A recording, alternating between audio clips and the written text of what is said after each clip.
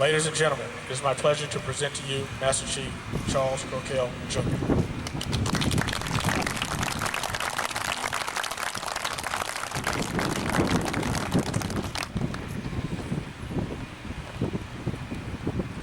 Admiral Hebner, sir, thank you very much for the thoughtful remarks. That was really great.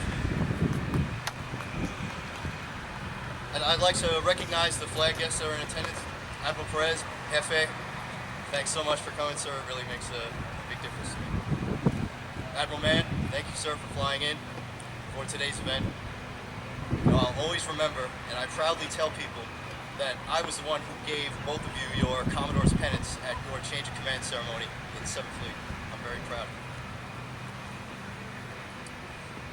You know, as I look across the crowd here today, I am very humbled and I'm very flattered with both the number of people that are here and the time distance that some of the people that are here I go back with. There are folks who have flown all the way in from Japan, and a lot of people who have flown in from the East Coast for this. I'm going to avoid it thanking everyone individually because, as the Flag Secretary has reminded me repeatedly over the last 2 weeks, she once saw a guy do that. The ceremony took over 2 hours.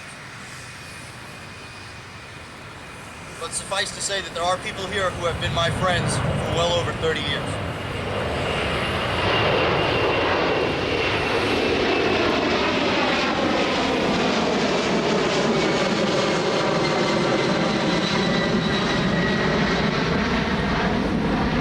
Thank my family, my wife Josephine, and my children, Charles and Sienna, and Naomi, my niece, for all the time and effort that they have put in to make what I do possible.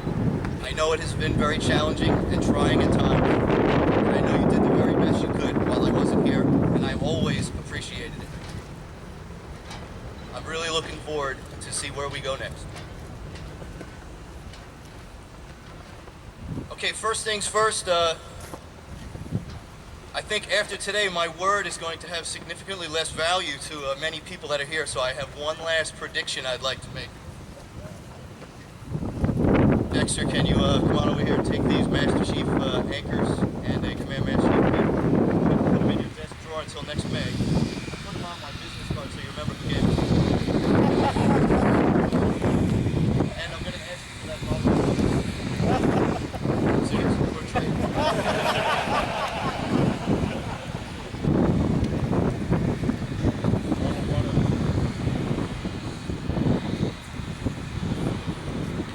25 years ago, if you had gone to 900 Tinton Avenue between East 161st Street and East 163rd Street and went up to the 6th floor window and asked the man who was on the belt washing the windows hanging outside the building if he thought that he would be standing here right now, I certainly would have told you that you were crazy. I would have told you perhaps you had me mixed up with my father. But here I am. In my brief Navy career, I've been blessed with a wide variety of assignments. I've served on ship station on the East Coast and on ship station on the West Coast, ship station in Hawaii and ship station in Japan. I've served on the newest ship in the Navy and the oldest. I've served on the largest ship in the Navy and the smallest. I've pre-commissioned ships and I've decommissioned ships.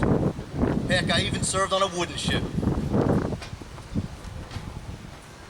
In addition to the ships that I was a crew member on, I've served as a teacher, mentor, and evaluator just about everywhere on every type of ship that we have.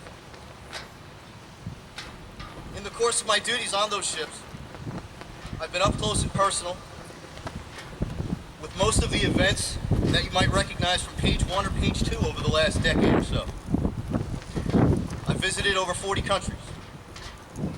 Some I've stayed with for longer duration and visited more frequently than others.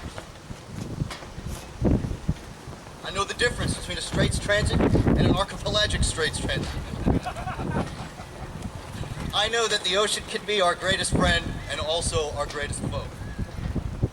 I have seen many wonderful and terrible things.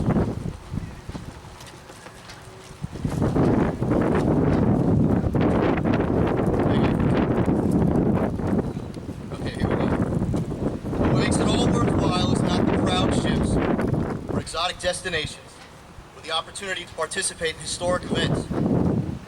It's the people I serve with.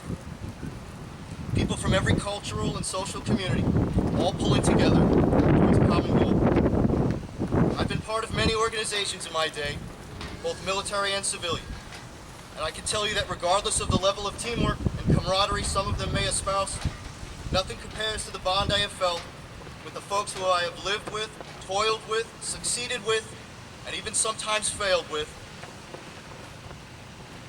in my various duty stations.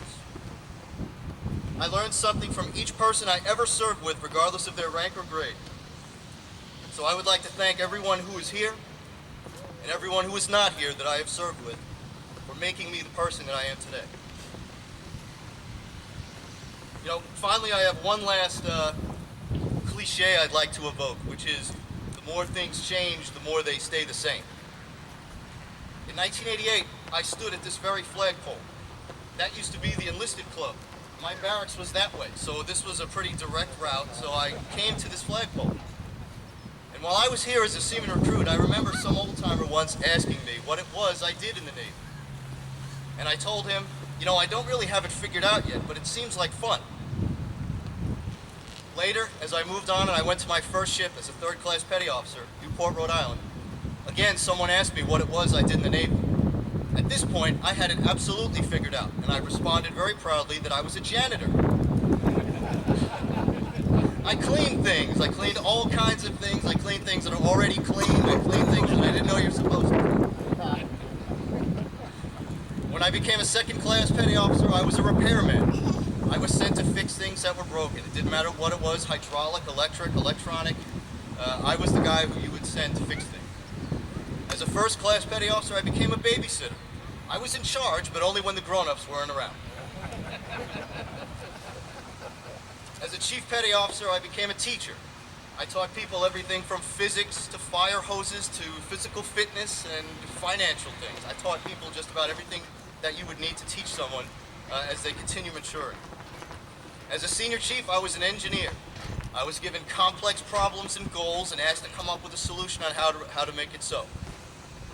And finally, here again at the flagpole, as a Master Chief, I can tell you that I do have it figured out, and it was a lot of fun. Thanks very much for coming.